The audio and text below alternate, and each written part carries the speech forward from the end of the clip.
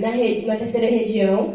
Então, que Deus abençoe vocês por tudo que vocês trabalharam até aqui, junto com a gente, para conseguirmos estar realizando esse evento. E vamos dar início, né? Eu quero convidar vocês a levantar, vamos fazer uma oração, vamos agradecer a Deus por todas as coisas que Ele nos fez hoje, desde que nós começamos a programar essa conferência, e por tudo que Ele tem para nós nesse final de semana, que a gente saia daqui regozijado no Senhor, que a gente saia daqui restaurado, que a gente possa sair daqui já com gás para uma próxima conferência. Então, vamos começar, amém? Senhor Jesus, nós queremos te agradecer, Pai, por tudo, Senhor, que o Senhor tem feito em nossas vidas, meu Deus. Queremos te agradecer, Senhor, pela organização desse evento, Senhor. Queremos te agradecer, Senhor, pelas pessoas que aqui estão, Senhor.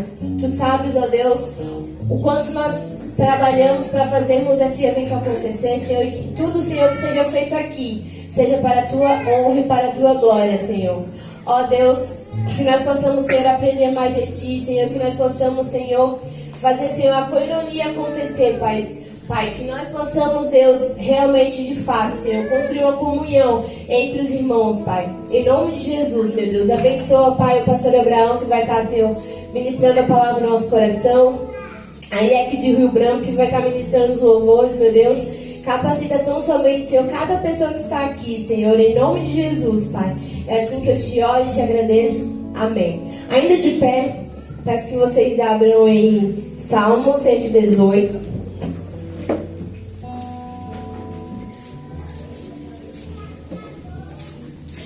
Nós vamos estar lendo os versos 24 e 29.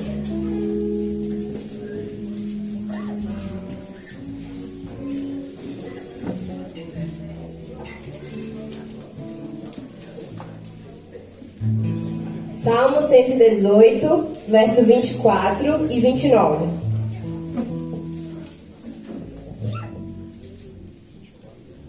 Amém? Amém. Que diz assim: Este é o dia que o Senhor fez, regozijemo-nos e alegremo-nos nele. 29. Rendei graças ao Senhor, porque Ele é bom, porque a sua misericórdia dura para sempre. Eu escolhi esses versos porque a maioria de nós estamos aqui desde ontem, mas efetivamente nós damos início à conferência nessa manhã. E é um dia de alegria nós estarmos juntos e reunidos para adorar ao Senhor. Então que você e que eu possamos de fato efetivar o que tem nesse versículo, que esse seja um dia de alegria, que esse seja um dia de regozijo, que nós possamos aproveitar ao máximo o que o Senhor tem para nós nesse dia, amém? Amém? Amém? Amém! Amém! Achei que não tinha dado certo o café ali, meu Deus! Então eu quero passar o louvor para o pessoal do Rio Branco, que Deus abençoe. Bom dia, igreja. Paz, Senhor, amém? Amém! Vamos todos juntos adorar ao Senhor, amém? Eu acredito que você veio aqui com a intenção de receber mais o Espírito de Deus. Então peça a Ele neste momento, por meio dos seus louvores, dos seus lábios, amém? Mas vamos!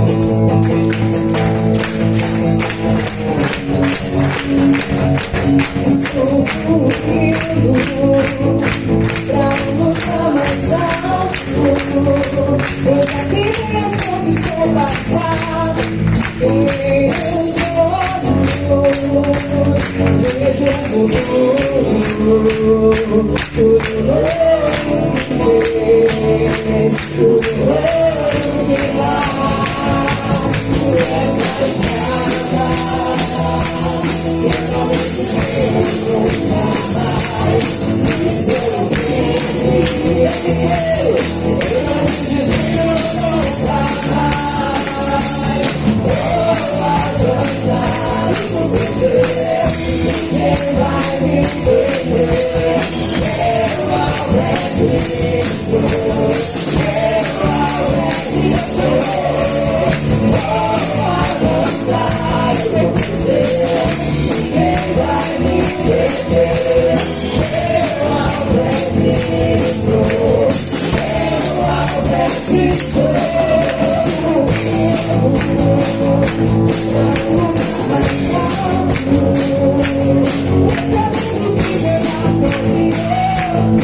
It's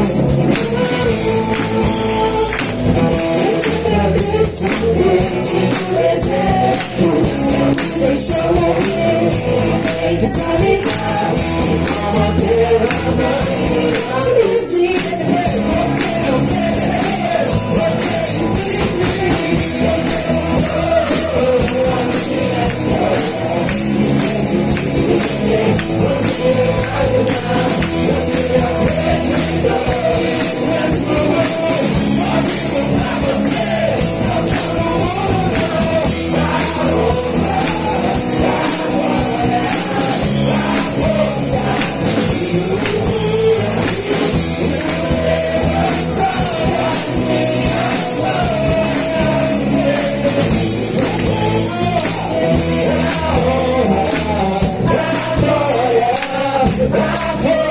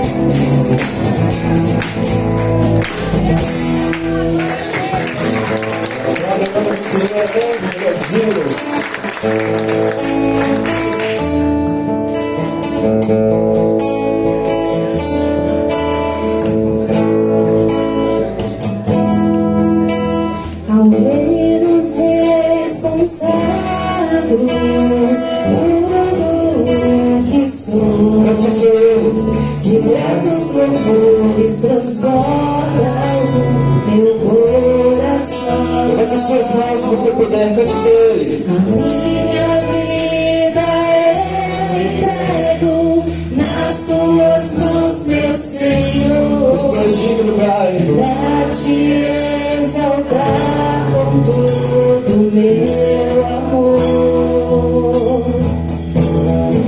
Eu te louvarei conforme a tua justiça e cantarei louvores, pois tu és altíssimo. Pega a sua voz a ele.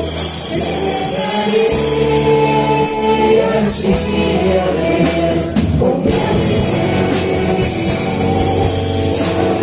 Cantarei, louvarei as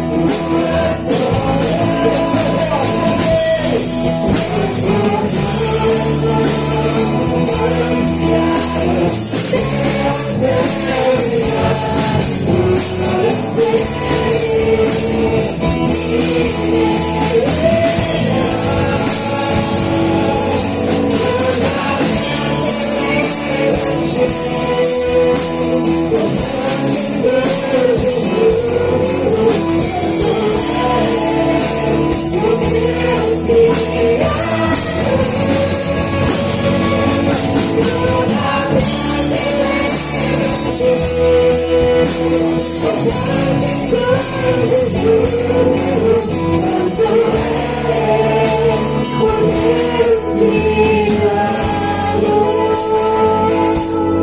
Celebrarei a ti, ó Deus, com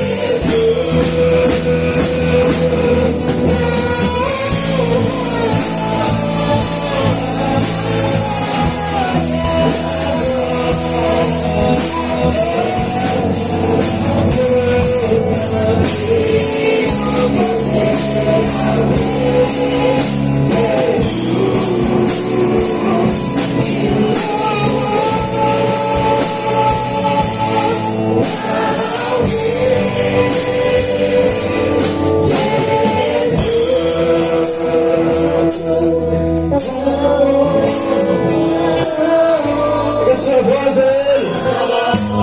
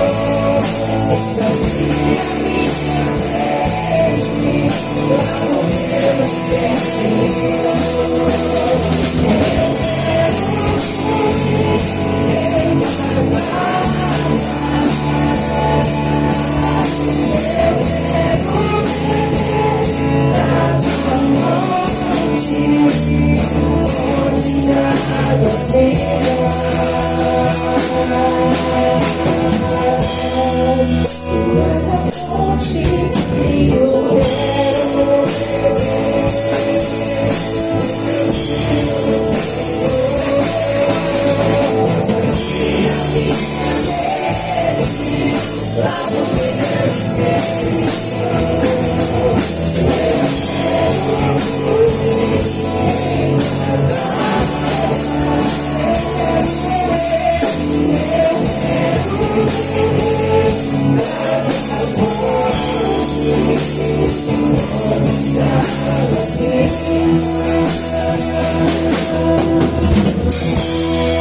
Tu és a fonte, Senhor.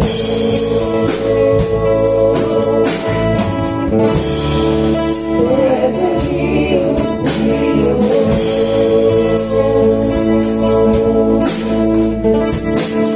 Tu és a fonte, Senhor. Tu és o rio. Tu és o rio, Senhor.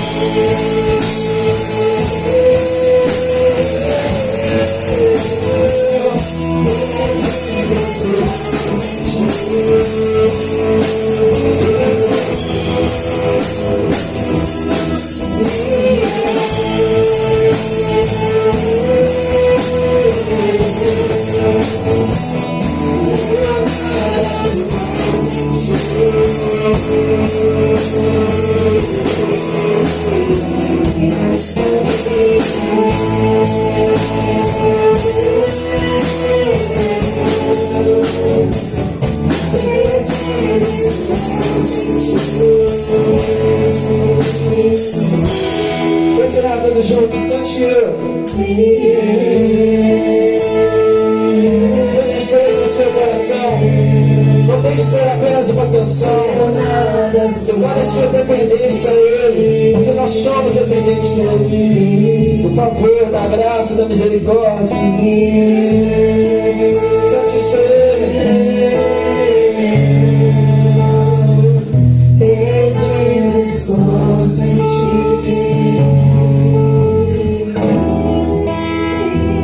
Eu nada sou sem ti.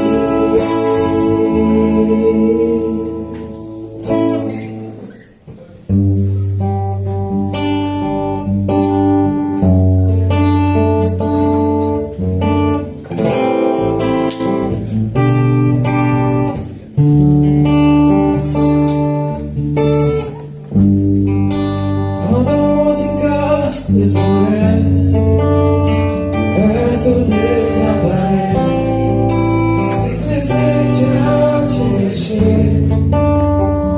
Cante ser e ansiando oferecer, não continua amor, abençoar seu coração.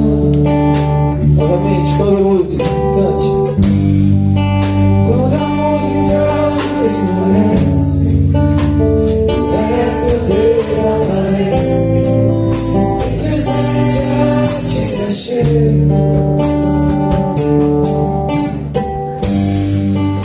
Ansiando oferecer, entregue o seu melhor, não tira amor, abençoar seu coração.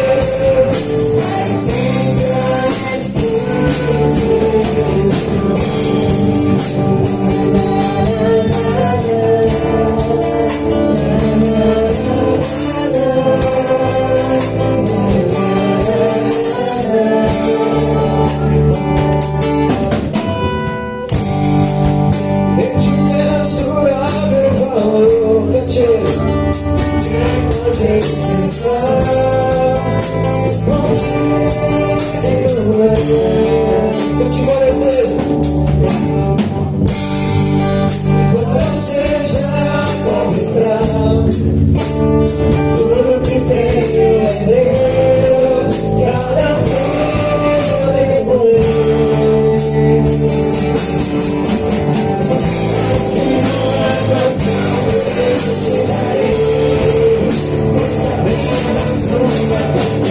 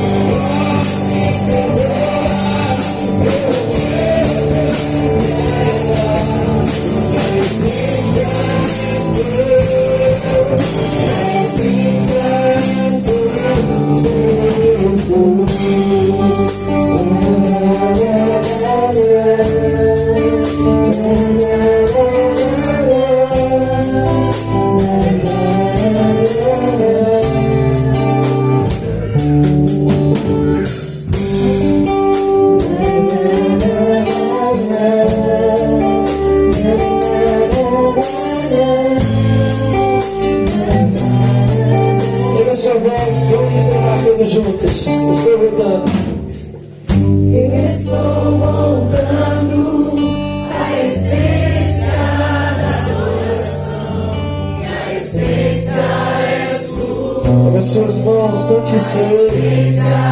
Peça perdão pelo seu descaso, a sua apatia. Oh, me perdoa pelo que eu fiz errado. A essência és tu.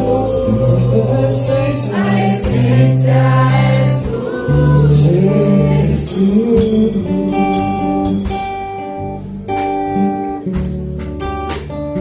Aplauda o nome dele nesta manhã.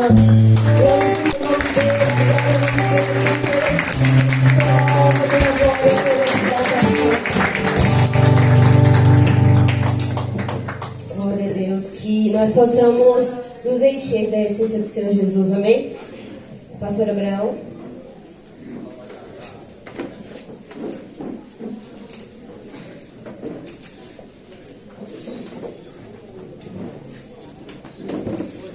Os irmãos, graça e paz. Amém. Vocês podem sentar. Eu só vou precisar de alguma coisa. Som. Bom, gente, é um privilégio estar aqui com vocês nessa manhã. Minha primeira vez aqui pelas terras de Minas Gerais. Certo, ok. Primeira vez, e esse vai ser motivo de riso para vocês, mas eu estou morrendo de frio. E quem é de Recife, Nordeste, não está acostumado com esse frio que vocês têm aqui. E assim, pelo menos o chuveiro é elétrico, estava quente a água, mas não adianta nada ter o chuveiro elétrico e a torneira está fria. Então eu fui lavar minha mão hoje e eu quase que ela saía congelada. Então assim, estou tentando me acostumar ainda. Não sou do frio, gosto muito do frio, mas lá em Recife é um calor muito grande. Bom, gente, como eu disse, é uma alegria estar aqui com vocês, para poder conhecer os jovens. Alguns pastores eu já conhecia, outros estou conhecendo aqui. E é uma alegria ver mais membros da nossa denominação, da nossa aliança, presentes aqui, com o intuito de crescer na graça e no conhecimento de Deus. Bom, gente, meu texto é Colossenses capítulo 3. Quero convidar vocês a abrirem a Bíblia, a palavra do Senhor, em Colossenses 3.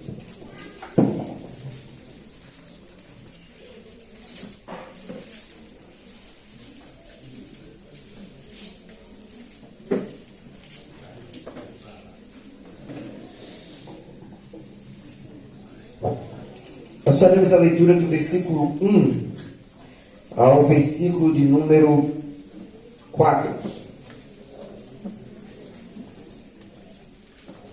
Vamos trabalhar esses quatro versículos.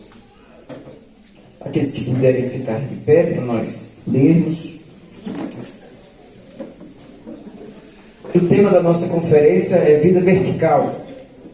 Então, meu objetivo aqui, ao expor esse texto, é nós aprendermos o que é essa vida radical, quais são as marcas dessa vida vertical.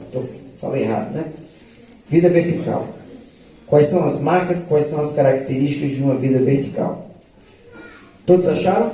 Colossenses, capítulo 3, versículo 1 ao versículo 4, que diz assim: Portanto, se fostes ressuscitados juntamente com Cristo, buscai as coisas lá do alto, onde Cristo vive, assentado à direita de Deus. Pensai nas coisas lá do alto, não as que são aqui da terra, porque morrestes, e a vossa vida está oculta juntamente com Cristo em Deus. Quando Cristo, que é a nossa vida, se manifestar, então vós também sereis manifestados com Ele em glória. Vamos orar? Senhor, nós te bendizemos pelo dia, pela saúde e pela oportunidade que temos de aprender mais da Tua Palavra. Somos pecadores limitados, carentes da Tua graça e da intervenção do Teu Espírito. Pedimos a Deus que o Senhor nos oriente, pedimos que o Senhor fale ao nosso coração e que o Senhor possa quebrar qualquer tipo de resistência à Tua voz. Queremos entender a Tua lei, queremos nos deleitar nos Teus mandamentos, compreender a Tua verdade. Essa é a nossa oração. Fala conosco. Em nome de Jesus. Amém. Os irmãos podem sentar.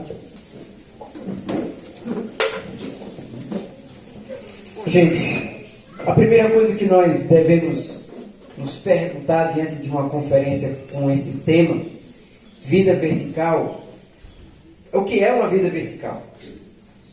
E o meu propósito é mostrar nesse texto, como eu disse, as verdades, as marcas de uma vida vertical. Mas eu poderia começar esse sermão já dizendo, no geral, de forma abrangente, o que é uma vida vertical. Uma vida vertical é uma vida que leva Deus em conta. É uma vida que tem como princípio agradar a Deus, que busca a glória de Deus e que só pode existir por causa de Deus. Então, nós poderíamos colocar esse nome, vida vertical, poderíamos usar de uma maneira sinônima para vida espiritual. Então, quando eu estiver falando de vida vertical, eu estou falando de vida espiritual, de salvação, de regeneração, de nova criação em Cristo, de fé verdadeira. E aí, quando nós olhamos para dentro das nossas igrejas, e até mesmo para fora das nossas igrejas, nós vamos perceber que muitas pessoas, elas pensam que têm essa vida vertical. Elas pensam que são filhas de Deus. Elas pensam que têm essa vida espiritual que a Escritura fala. E se você olhar para dentro das igrejas, as pessoas elas vão achar que tem essa vida vertical pelos seguintes motivos. Ah, mas eu fui batizado. Ah, mas eu sou filho de crente. Ah, mas eu acredito na Bíblia. Ah, mas eu não vivo no mundão. Eu não cometo esse tipo de pecado ou aquele outro tipo de pecado. E as pessoas, muitos se garantem nessas questões para dizer que tem uma vida vertical, que tem uma vida espiritual. Mas se você sair da igreja e se você for para fora da igreja, você vai encontrar hoje muitas pessoas também afirmando que tem uma vida com Deus. E essas pessoas vão dizer o seguinte: olha, mas eu acredito em Deus, eu ouço música gospel. A minha vizinha de frente, ela ouve louvores evangélicos, provavelmente mais do que eu. Mas nem por isso ela é uma crente. Nem por isso ela tem uma vida vertical. As pessoas, elas dizem fora da igreja: mas eu leio a Bíblia, eu sigo algum líder, eu sigo algum pastor no Instagram ou na internet, e elas pensam que tem uma vida vertical. E qual é o grande problema? É que diante desse quadro, muitas vezes nós estamos caminhando na ignorância bíblica. Porque nós achamos que vida vertical, vida espiritual é isso, quando não é. E nos falta muito conhecimento da palavra no que diz respeito à verdadeira salvação. Então, diante de todo esse cenário complexo, dentro da igreja, fora da igreja, como é que eu posso, de forma específica, profunda, entender quais são as marcas de uma vida vertical? Como é que eu posso avaliar a minha vida e perceber se eu tenho essa vida vertical? Porque o que Paulo está descrevendo aqui nada mais é do que o crente, do que o verdadeiro salvo, daquele que foi alcançado pela graça. E aí eu separei aqui com base nesse texto 5 fatos sobre a verdadeira conversão. E nós vamos ver aqui como Paulo, inspirado pelo Espírito de Deus, ele coloca de maneira clara o que é o crente. E o meu desejo é que você ouça a exposição da palavra de Deus e você examine a sua própria alma. Porque talvez você possa ser um filho de crente, ter sido criado dentro da igreja, está aqui, ter cantado todos os louvores que nós cantamos, mas você ainda não tem uma vida vertical. Eu não estou falando de vida religiosa. Estou falando de novo nascimento, de salvação. Então vamos olhar para o texto. Olha aí na sua Bíblia. A primeira verdade que nós aprendemos aqui é que a verdadeira conversão, ou a verdadeira vida vertical, implica em união com Cristo.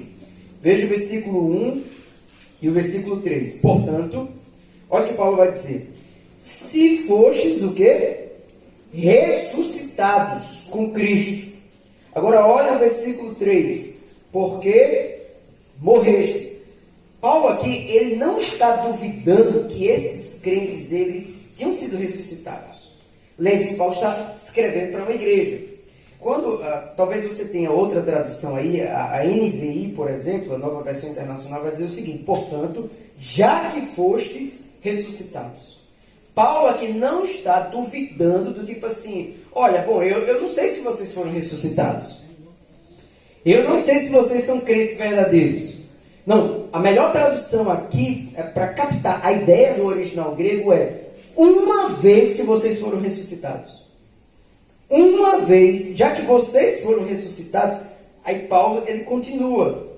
E Paulo vai dizer que nós, no versículo 3, nós morremos. Então, veja, Paulo está falando de morte e Paulo está falando de ressurreição. E a Bíblia, ela vai nos mostrar que o crente é aquele que morreu com Cristo e que ressuscitou com Cristo. Mas aí alguém vai dizer: mas pastor, como é que é isso? Como é que eu posso morrer com Cristo? Cristo morreu na cruz, eu não estava na cruz morrendo com Ele. Cristo ressuscitou ao terceiro dia, mas eu não estava com Ele ressuscitando. E aí, meus irmãos, nós precisamos entender aqui que quando Paulo fala de ressuscitar com Cristo, de morrer com Cristo, Paulo está falando da união que o crente tem com Cristo. Isso aqui é muito mais do que ser membro de igreja. Isso é muito mais do que ser batizado, simplesmente. Estar unido a Cristo, nós vamos entender o que é, mas primeiro nós precisamos entender o que é a morte de Cristo. E talvez você possa dizer o seguinte: olha, eu sei que Cristo morreu na cruz, mas o que Cristo estava fazendo na cruz? Será que Cristo estava morrendo por todos? Por todo mundo? Eu me lembro que quando eu trabalhava acho que aqui os irmãos devem saber, a ACD, quem conhece? Muita gente. Lá em Recife nós temos uma AACD. Quando eu trabalhava lá, eu me lembro que eu era um crente no meio de vários espíritas. E tinha uns católicos lá também. E eu tentava evangelizar. E quando eu ia falar de Cristo, da morte de Cristo, os ímpios, os incrédulos, eles olhavam e diziam: que coisa bonita. Como se a morte de Cristo tivesse sido para todo mundo. Todo mundo está incluso na morte de Cristo. Será que Cristo morreu para fazer metade da obra? Possibilitar que a gente faça o resto? Mas nós precisamos entender aqui aquilo que Cristo fez na cruz para entendermos o que é morrer e ressuscitar com Cristo. E o reverendo Augusto Nicodemos, ele diz algo muito interessante. Ele diz o seguinte: quando Jesus pereceu, ele o fez como representante. Guarda essa palavra. Ele o fez como representante dos que viriam a ser salvos. E, portanto, estes morreram com ele. E ele continua: esse é o ponto básico, o princípio do qual Paulo parte. O cristão, o crente, por definição, é alguém que está unido a Cristo na sua morte e ressurreição, uma vez que Jesus, novamente, é o nosso representante, o nosso substituto. E por isso a história dele é a nossa história. Quando Cristo morre, os cristãos morrem. Então, veja, a Bíblia vai descrever Cristo, a pessoa de Cristo, a obra de Cristo, como uma obra substitutiva. Cristo na cruz estava morrendo a minha morte. Por que Cristo estava morrendo a minha morte? Porque todo o homem, todo pecador, ele tem uma dívida diante de Deus. A Escritura vai declarar que nós, em Adão, nós caímos. Nós somos pecadores. Todos pecaram, destituídos estão da glória de Deus. Então, a Escritura vai mostrar que todos, olha, judeu, gentil, todos estão debaixo da condenação do pecado. E alguém precisa nos substituir. Então, nós temos uma dívida diante de Deus. Nós temos pecado diante de Deus. Mas o que é que Deus fez? Deus, ele trouxe a solução. E a solução de Deus para os pecadores é Cristo morrendo na cruz, assumindo o nosso lugar, cumprindo a lei de Deus e colocando a sua justiça diante de nós. Fazendo aquilo que nós não podemos fazer. Abra sua Bíblia aí em Romanos, capítulo 1, para a gente entender isso. Eu peço que você deixe a sua Bíblia aberta em Romanos e em Colossenses, porque a gente pode voltar. Vamos entender, antes de qualquer coisa, o que é essa união com Cristo. Olha Romanos, capítulo 1, o versículo 16 e o versículo 17. Palavras do apóstolo Paulo, olha o que ele diz. Capítulo 1 de Romanos, 16 e o 17. Paulo diz o seguinte: pois não me envergonho do Evangelho, porque é o poder de Deus para a salvação de todo aquele que crê. Primeiro do judeu e também do grego. Paulo, ele poderia aqui ceder à tentação de se envergonhar do Evangelho, de ser crente, de viver uma vida vertical. Mas Paulo vai dizer o seguinte: olha, eu não me envergonho do Evangelho, mas ele vai dar razão porque ele não se envergonha do Evangelho. Por que ele não se envergonha do Evangelho? Paulo diz, porque o Evangelho é o poder de Deus. O Evangelho, a boa nova do Evangelho, é a manifestação da grandeza, do poder, da glória de Deus. Porque é por meio do Evangelho que Deus salva pecadores. E ele vai dizer, poder de Deus para a salvação de todo aquele que crê, primeiro do judeu e também do grego. Agora olha o 17. Visto que a justiça de Deus se revela no Evangelho, de fé em fé, como está escrito, o justo viverá pela fé. O que Paulo está dizendo é que no Evangelho, a justiça de Deus, ou o modo de Deus salvar pecadores, o modo de Deus transformar esses pecadores, declarar esses pecadores justos diante dele, a dívida ser quitada, é através do Evangelho. E o Evangelho fala sobre Cristo. Então, veja que em Cristo nós vemos a justiça de Deus, porque Deus é santo e precisa punir o pecado. Mas em Cristo nós vemos também a graça de Deus, em salvar pecadores como eu e você. É por isso que Cristo tem que morrer, tem que ressuscitar, cumprir a lei de Deus para poder nos salvar. Então veja que a salvação... e aí Paulo vai dizer em Romanos capítulo 5, versículo 1 e 2, que nós agora justificados, pois, mediante a fé, nós temos o quê? Paz com Deus. Então é através do sacrifício de Cristo, é através da morte e ressurreição de Cristo que o pecador ele pode ser salvo. E a ressurreição de Cristo é a prova cabal que Deus Pai aceitou o sacrifício dele. Quando Cristo ressuscita, isso mostra a todos, principados e potestades, que agora pecadores podem ser aceitos diante de Deus. Então veja, morrer com Cristo e ressuscitar com Cristo é estar unido a Cristo e aquilo que Ele fez. Então veja que Paulo aqui, ele vai mais à frente, nós vamos trabalhar ao longo da nossa conferência. Paulo ele vai colocar uma série de responsabilidades, de deveres diante do crente. Você pode ver aí no versículo 5 e diante que Paulo vai dizer: fazei, pois, morrer a vossa natureza terrena. E nós vamos ter aqui uma lista extensa de vários pecados que precisam ser mortificados, precisam ser combatidos. Só que a primeira verdade que ele coloca aqui é o seguinte: olha, uma vez que vocês morreram com Cristo, uma vez que vocês foram tocados pela obra de Cristo, uma vez que vocês morreram para o pecado e agora vocês ressuscitaram para Deus, vocês estão vivos espirituais. E isso é vida vertical. O que é ter uma vida vertical? É ter sido alcançado pela graça de Deus, pelo sacrifício de Cristo. Então, nem todo mundo que diz Senhor, Senhor é de Deus.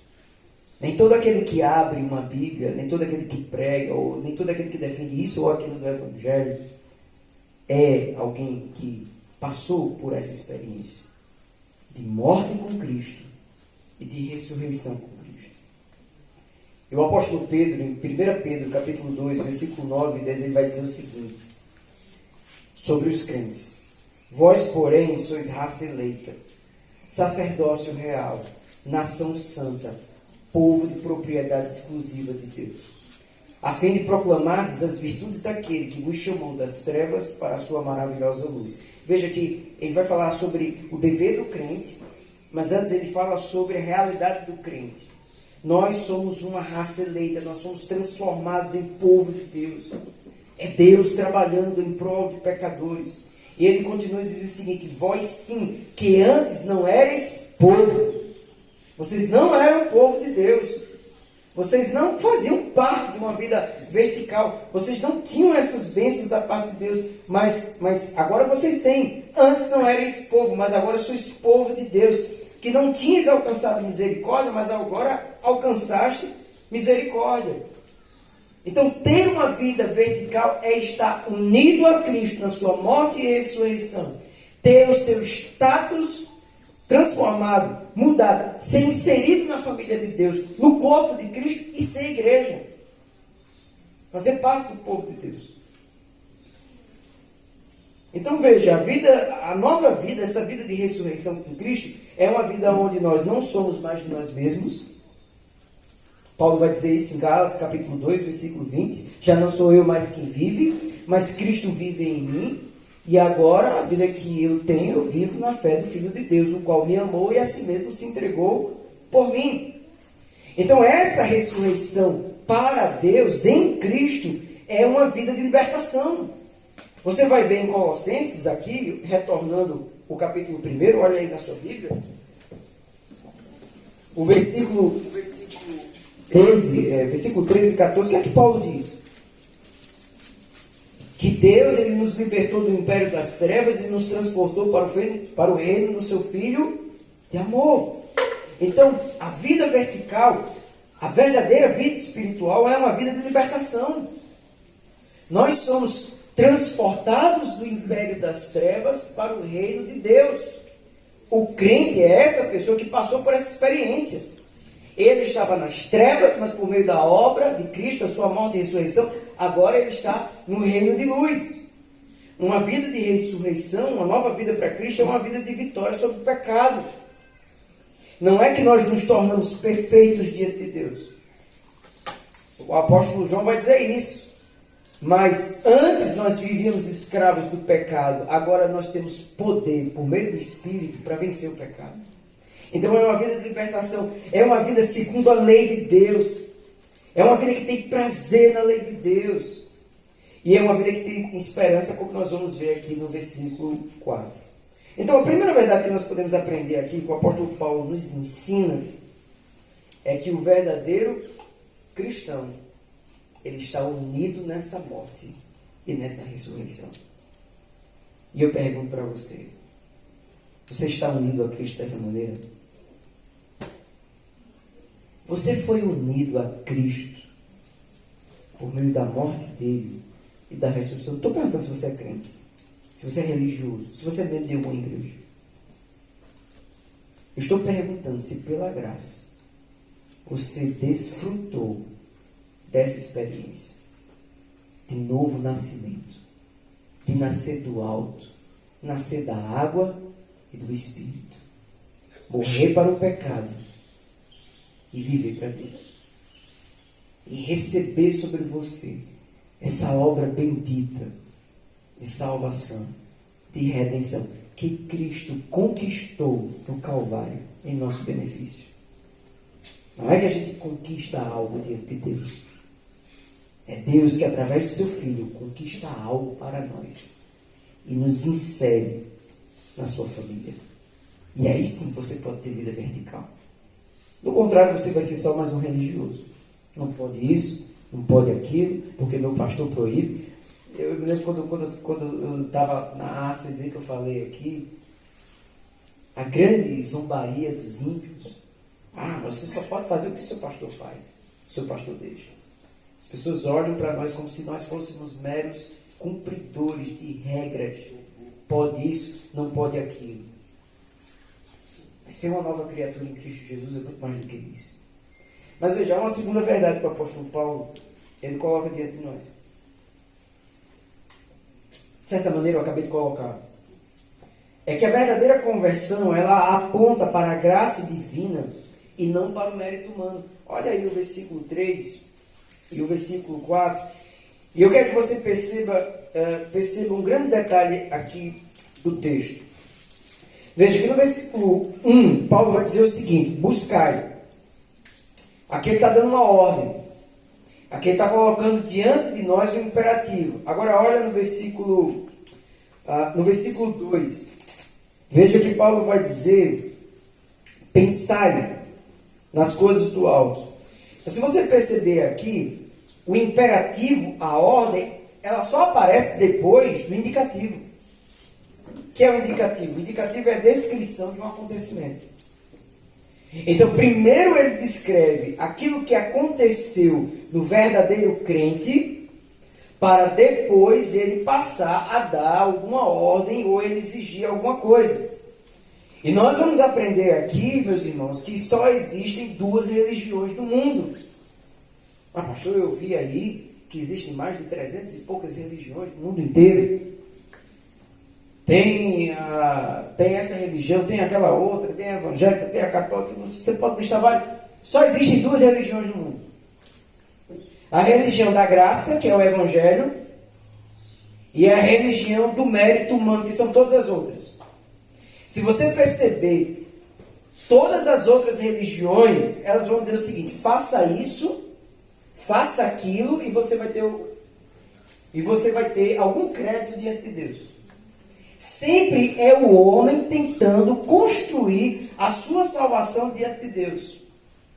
Ganhar o mérito divino. Você vai ver nas religiões indígenas, né, mais primitivas, você sempre tem aqueles fiéis, vamos dizer, aqueles crentes, sempre tentando fazer algum tipo de sacrifício para aplacar a ira divina. Isso é natural no homem. O homem sabe dentro de si que existe Deus. Você pode ver isso lá em Romanos, capítulo 1. E ele tenta aplacar a ira desse Deus. E de fato, Deus está irado contra a humanidade. E ele tenta construir um mérito diante de Deus. Só que o Evangelho vai na contramão. O Evangelho não é o que você faz diante de Deus. É aquilo que Deus faz por você para que você tenha condições de cumprir a lei dele. Então veja que o que Paulo está fazendo aqui é falar sobre a verdadeira religião. Veja, a primeira, ela tenta merecer o favor divino. Ela tenta construir a própria salvação. Mas a segunda, ela recebe a dádiva da redenção.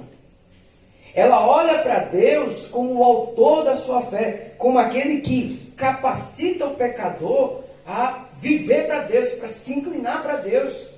Então, quando você ora e se quebranta diante de Deus, quando você cumpre uma boa obra, você só está fazendo isso porque Deus, através do seu Espírito, te capacitou. Porque você é uma nova criatura. Não há nenhum bem em nós, não há nenhuma capacidade em nós de comprarmos esse favor divino. Então veja, as religiões do mundo, elas dão glória ao homem. O homem faz isso, faz aquilo, recebe aquilo que merece. Mas o Evangelho, veja, ele dá glória a Deus. Cristo recebe a primazia. Cristo é o centro. É por isso que o centro da nossa adoração, o centro do nosso culto tem que ser Cristo. Porque a Escritura é sobre Cristo. Você vai olhar o Antigo Testamento e todo o Antigo Testamento ele aponta para Cristo. Porque, como eu disse, Cristo é a solução de Deus Pai para a nossa salvação. Tudo tem que convergir para Cristo. É por isso que nós não podemos permitir uma adoração antropocêntrica, uma adoração onde coloca o homem no centro, porque nós vivemos para adorar Cristo, o autor e consumador da nossa fé.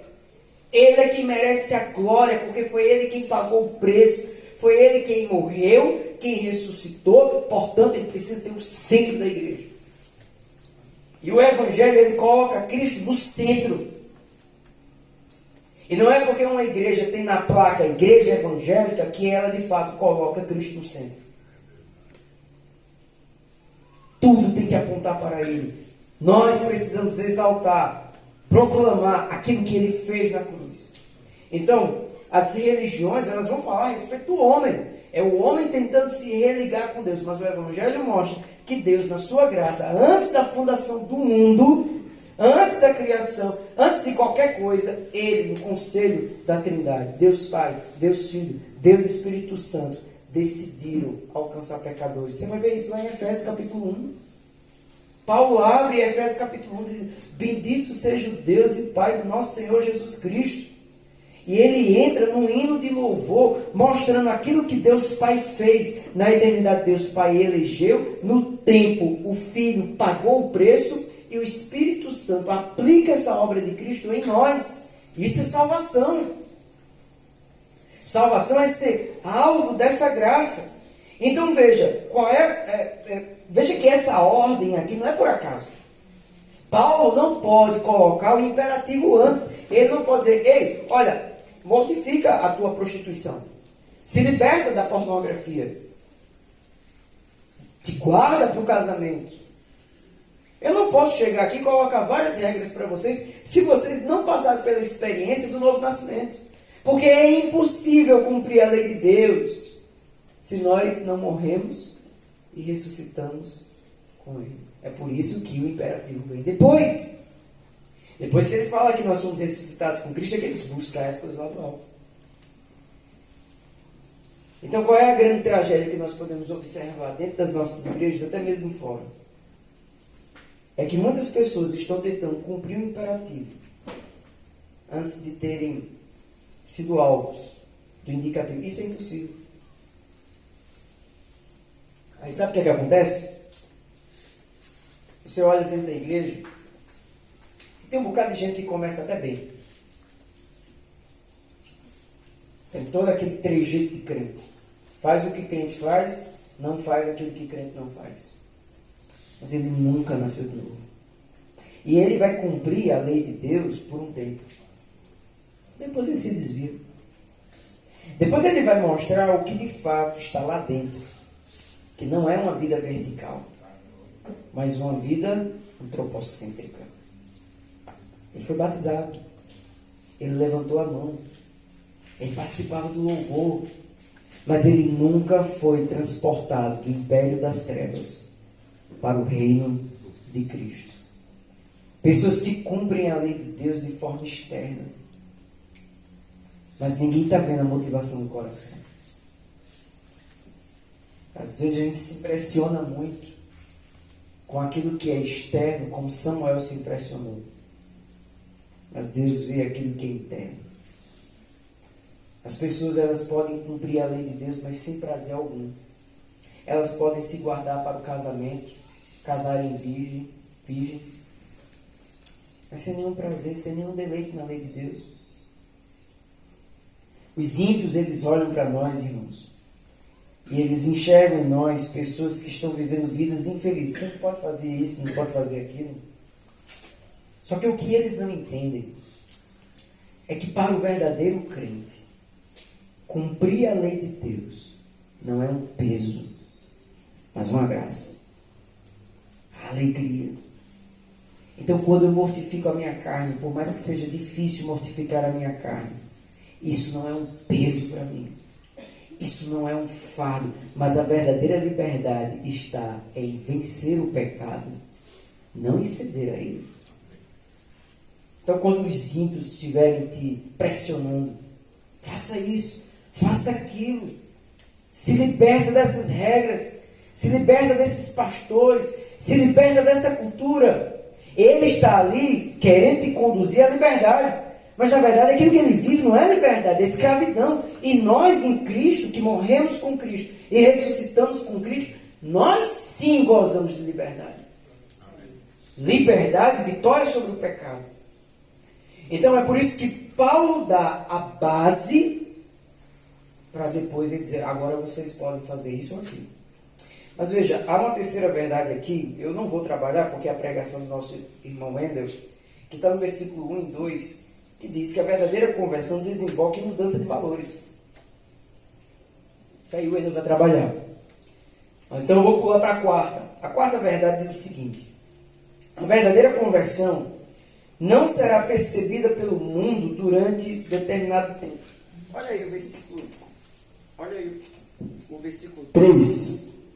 Veja aí o que diz a palavra. Porque morrestes, e a vossa vida está oculta juntamente com Cristo em Deus. Veja, essa vida aqui que Paulo está descrevendo, essa vida oculta é a vida eterna. É a salvação, é a vida vertical. Ok? Está claro aqui que é o morrer para o pecado e nascer para Deus. Aí Paulo está dizendo que essa vida que nós recebemos, essa vida espiritual, ela está oculta em Cristo. O que isso quer dizer?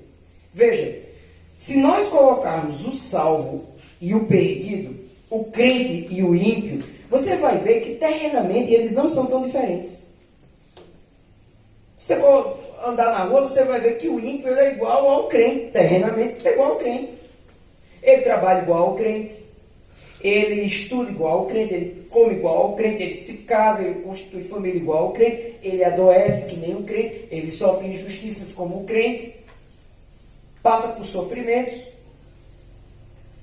Então nós vivemos vidas muito parecidas. O crente, ele adoece de câncer. E o ímpio também. O crente é assaltado. O ímpio também.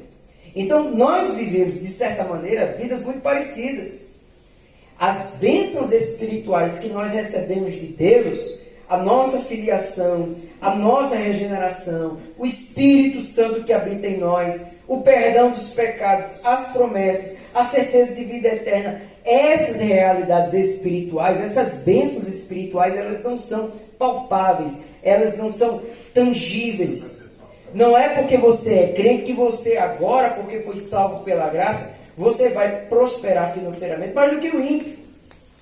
Por mais que tenha muitas igrejas e muitas teologias que digam isso. Obrigado, pastor. Porque agora eu sou crente em Cristo Jesus, eu sou cabeça, eu não sou cauda. E essas igrejas aí, elas pregam que o crente, sim, materialmente, ele é totalmente diferente do ímpio. Mas veja, você não recebe uma saúde de ferro porque você é crente, você não recebe uma mente genial, tecnicamente falando. Na verdade, apesar das semelhanças, o salvo, o crente, ele parece muitas vezes estar no prejuízo. Está nas desvantagens. Você se converte a Deus. Você tem a experiência do novo nascimento. Você sente a presença de Deus, a presença do Espírito, o lavar do Espírito, o perdão dos seus pecados. E você sai da igreja, ou de um acampamento onde você se converteu, e você vai para o mundo e você sabe, você é diferente. Algo está dentro de você. Você é um filho de Deus. Apesar de ser pecador, você tem certeza de vida eterna. Porque a obra que Cristo conquistou na cruz foi dada a você. Mas quando você chega na faculdade, você é igual a qualquer outro. Ninguém vê essa realidade. Claro, o crente deve sim ter boas obras, mas ninguém consegue olhar para o teu espírito e perceber dentro de você o perdão dos pecados, a redenção em Cristo. E veja, meus irmãos, porque nós somos crentes, a nossa ética, ela traz consequências terríveis. Terríveis do ponto de vista humano. Ora, se você vai ser crente, você não vai poder fazer qualquer coisa na sua empresa. Logo, muitos crentes, eles têm prejuízo financeiro. É muito fácil ser ímpio, você precisa ser honesto. Mas se você é crente, você precisa ser honesto em todas as coisas. Você não pode tirar vantagem de ninguém. Essa semana eu fui no supermercado, minha esposa está grávida, e tem um chocolate lá que ela ama. E aí o chocolate é caro. Eu disse, não, mas eu tenho que levar para ela. Tem que agradar a esposa. E cheguei todo feliz. Não, eu vou pagar caro, mas eu vou levar o chocolate. Quando cheguei no caixa, a moça, ela chegou assim e disse, quando ela passou, o chocolate estava bem abaixo do valor. Aí eu já fiquei incomodado, né? Eu disse, rapaz, eu tenho que dizer. Eu estou muito feliz desse chocolate estar mais barato, mas eu tenho que dizer a verdade. Eu disse, moça, olha, esse chocolate lá estava mais caro. Ela olhou para mim, você está achando ruim? Eu disse, não, moça, eu só quero pagar o que é certo. Então, veja, eu estou dando um exemplo aqui muito bobo. O crente, ele tem nele um outro imperativo. E ele vai sofrer as consequências nessa vida. O ímpio não vai. O crente vai sofrer pressões na área sexual. O crente, ele não vai poder se relacionar com todos. Então, veja, nós teremos aqui nessa terra muitos prejuízos por causa da nossa fé. E a nossa vida espiritual, ela está oculta, ela está escondida em Cristo. E você não está agora tendo mais vantagem do que outras pessoas. Na verdade, você está tendo mais dificuldades. E essa vida oculta, que ela existe, mas ela não foi revelada plenamente, ela muitas vezes é motivo de zombaria, de perseguição, de acusações. Porque, como Paulo fala lá em 1 Coríntios, o homem natural, ele não entende as coisas de Deus. A palavra da cruz é loucura para aqueles que perecem. Então, por essa vida estar oculta, pelo preço do discipulado ser tão pesado, e a nossa promessa ela está lá no futuro, muitos querem desistir. Muitos querem fraquejar. Mas olha o que a Escritura diz, lá em 1 João capítulo 3, e aí eu quero que você abra. Olha como a Escritura nos adverte para aqueles que estão, de alguma maneira, desanimados. Porque essa vida espiritual que receberam ainda não se revelou em sua plenitude. 1 João capítulo 3. Olha o versículo 2 e o versículo 3.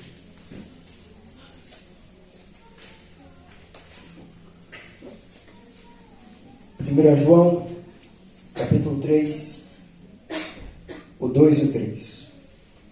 Amados, agora somos o quê? Filhos de Deus. Nós somos alcançados pela graça. Pela graça nós temos uma vida vertical.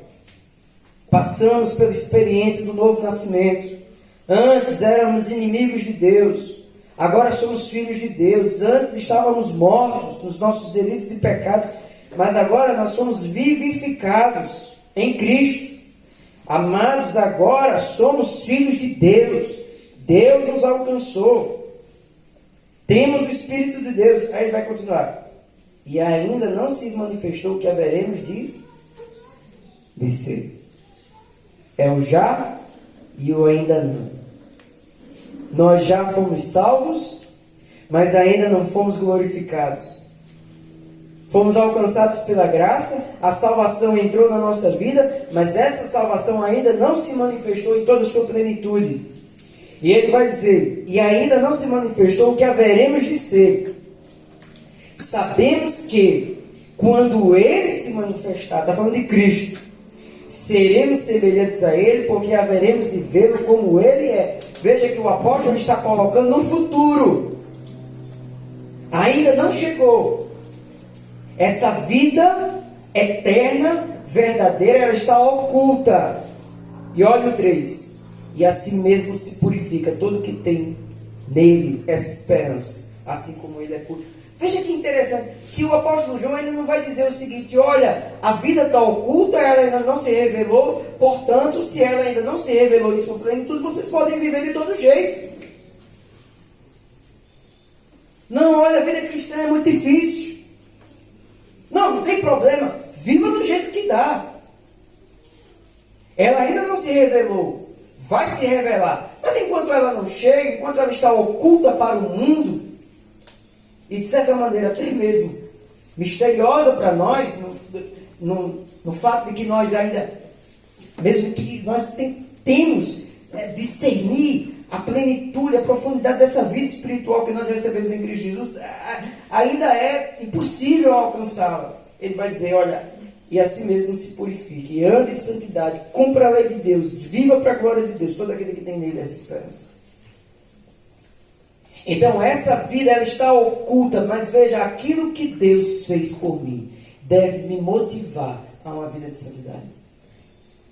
Eu preciso olhar para a cruz. No dia que você estiver fraco, no dia que você estiver no limiar da queda, lembre-se da cruz.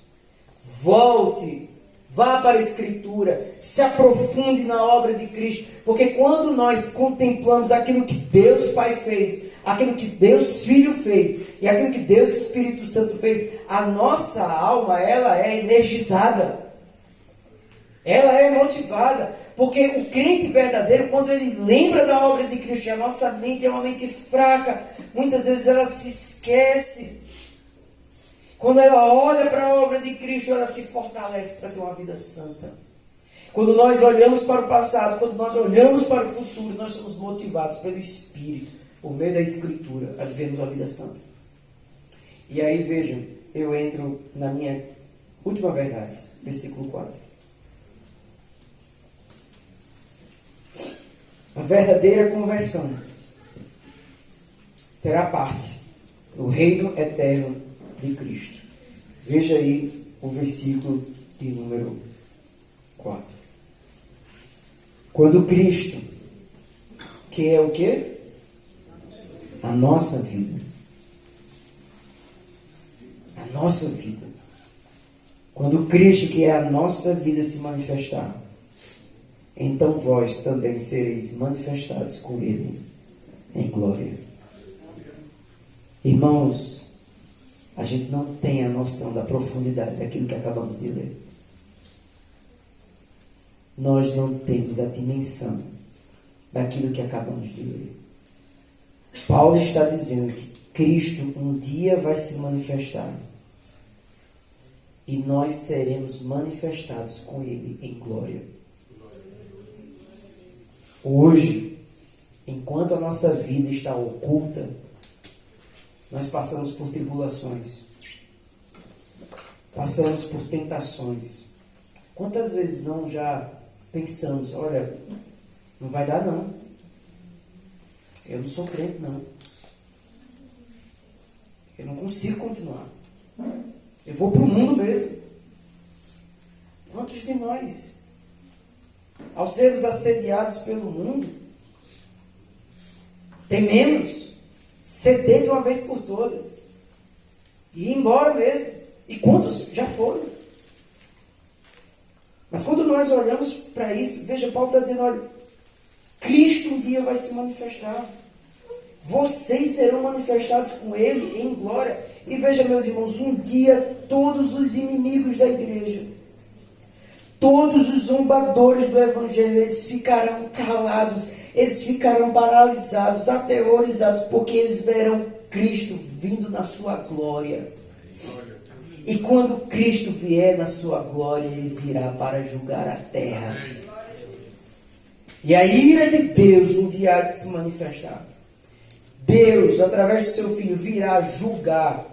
E o que Paulo está dizendo, olha, no dia que Ele vier, na sua glória, na ira de Deus, no dia em que a terra tremer, no dia em que todos os ímpios tremerão diante de Deus, diante de Cristo como julgador, como Rei, como Senhor poderoso, nesse dia tão terrível para o incrédulo, vocês que sofreram, vocês que foram alcançados pela graça, vocês não estarão aterrorizados, vocês não estarão se escondendo ou dizendo, monte, venha, me cubra da ira divina.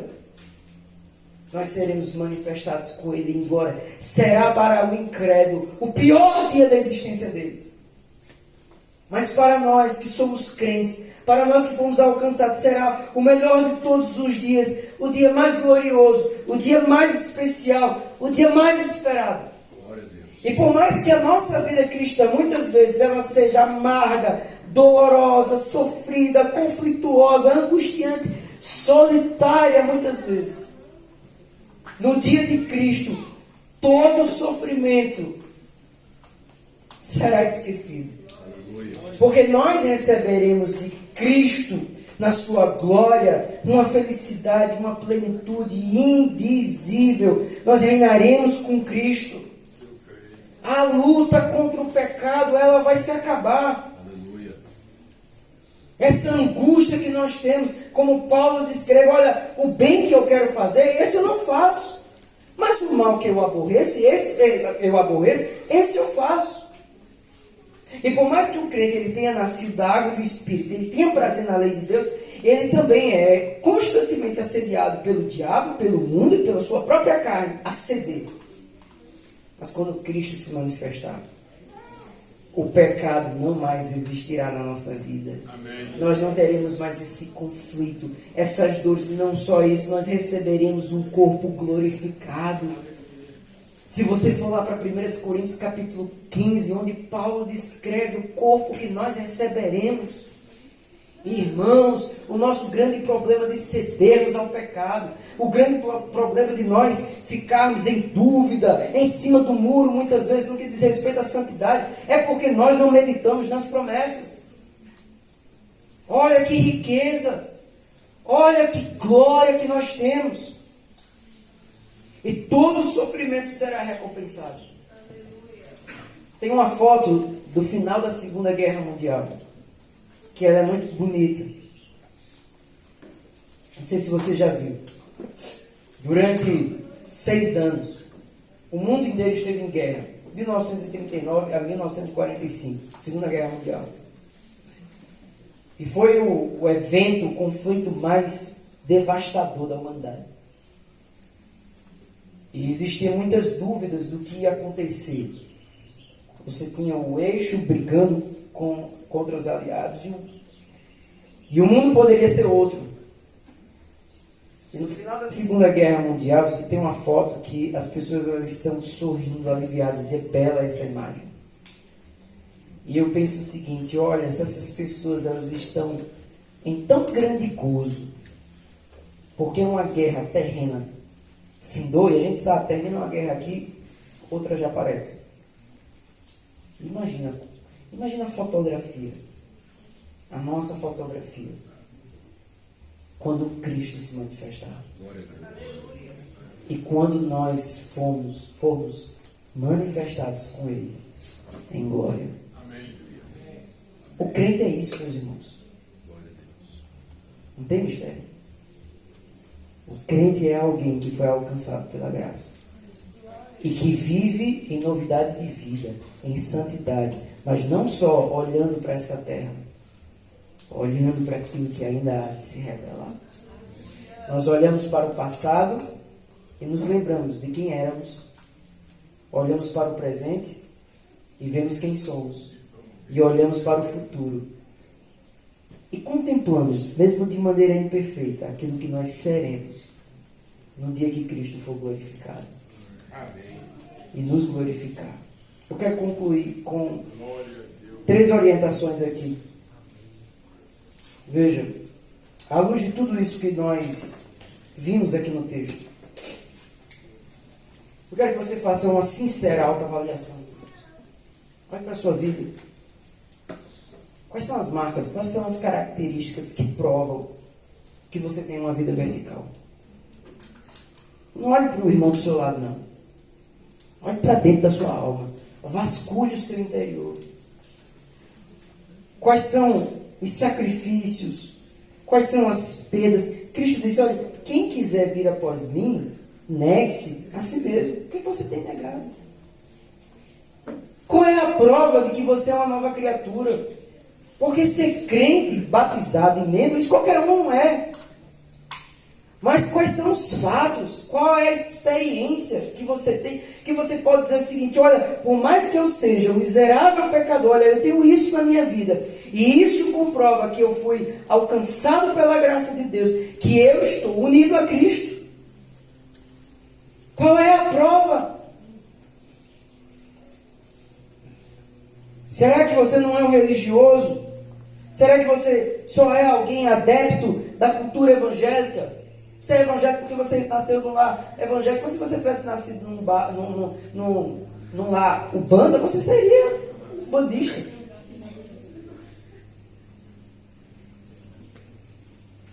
E eu não desconfio que muitos que estão dentro da igreja só são crentes, assim, por destino da vida mesmo.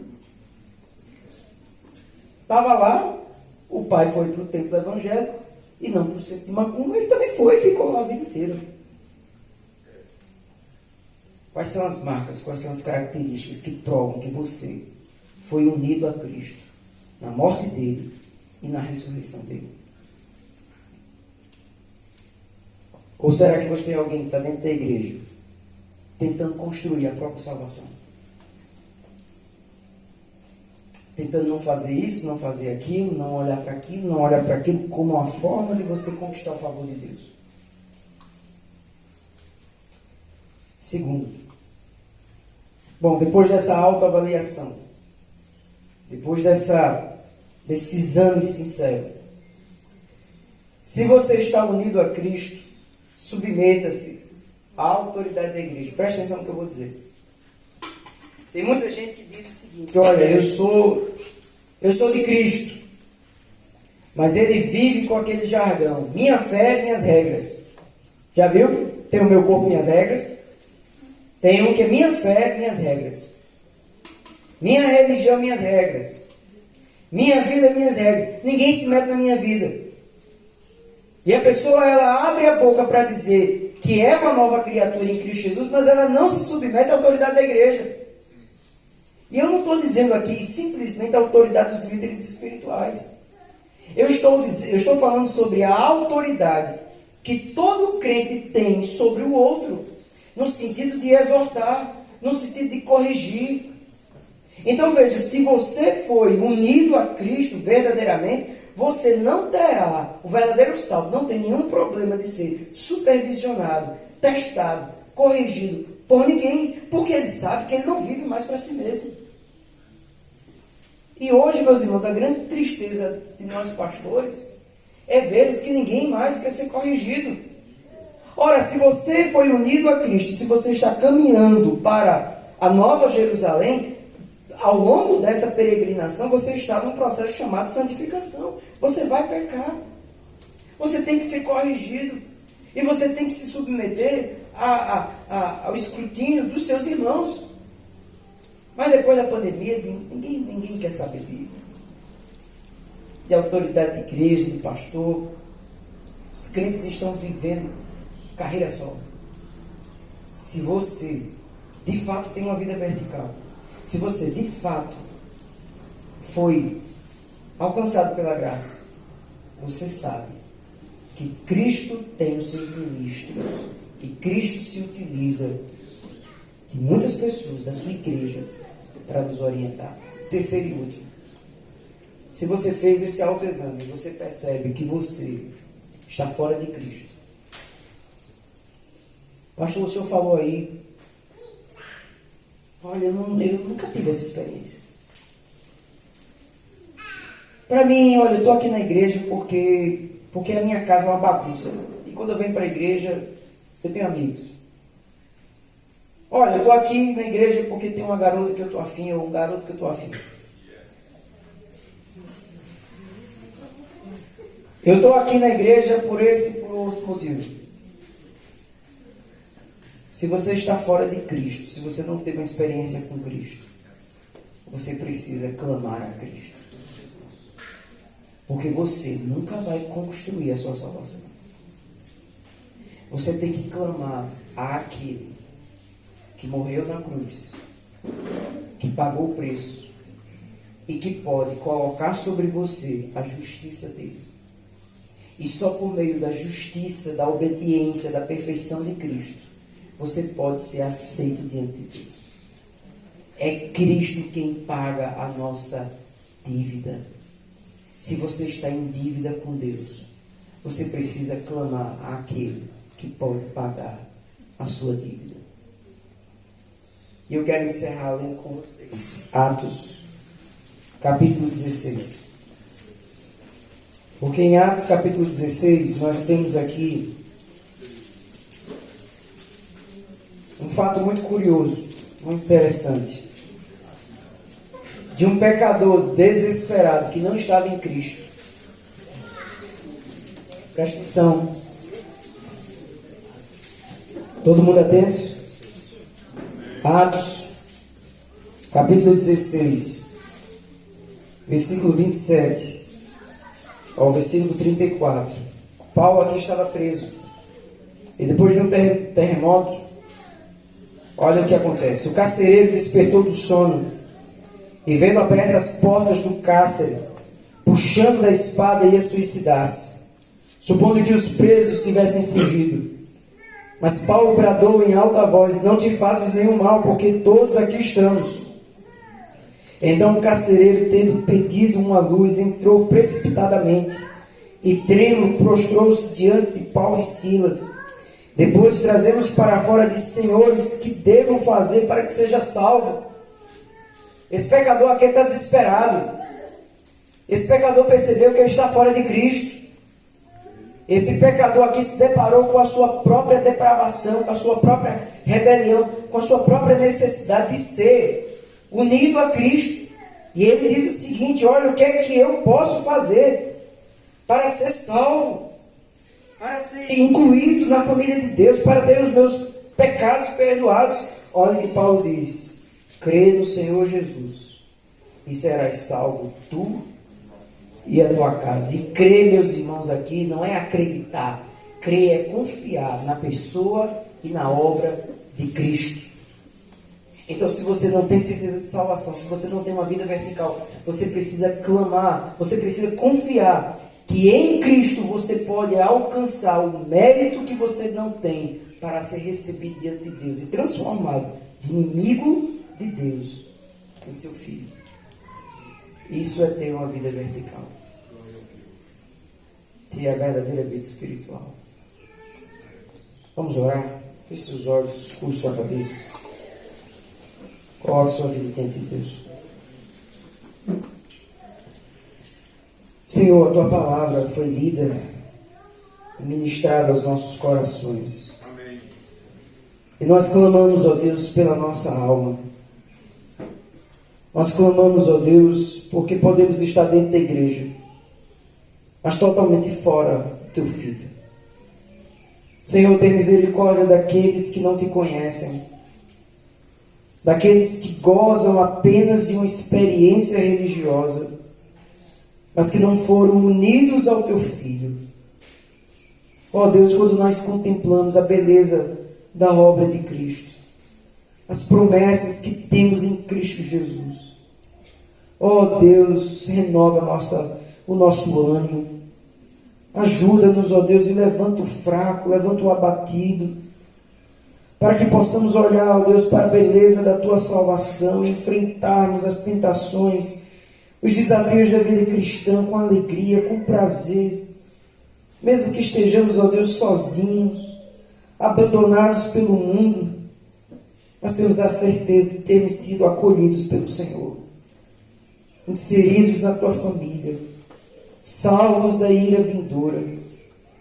E certamente um dia, quando o Senhor se manifestar, nós também seremos manifestados contigo em glória. Essa é a nossa confiança, essa é a nossa esperança e a nossa alegria. Aplica a tua palavra nos nossos corações, em nome de Jesus. Amém. Irmãos, Deus abençoe nossa irmã. Amém. Que nós possamos entender que o Evangelho na nossa vida é um processo, que a santificação é um processo, que nós possamos valorizar esse processo, que esse processo não venha ser doloroso em nossa vida, mas seja cheio de alegria e de prazer. Amém? Então,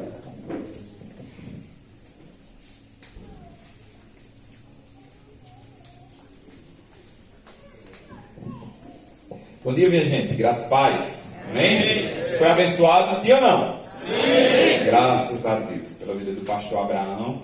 Ele que é, mais uma vez, né, pastor lá da igreja Congregacional Distância. Ele é pastor auxiliar. Está ali trabalhando juntinho com o pastor Aurivan Marinho, tá bom? Então, graças a Deus por sua vida, Abraão. Gente, nós iremos fazer uma seguinte dinâmica agora. Eu queria chamar os líderes que a gente combinou ontem, né? Esté, Átila, Dani, Milka também. A gente vai ter um momento agora, rapidinho, nada demorado, de pequenos grupos. Qual é a ideia dos pequenos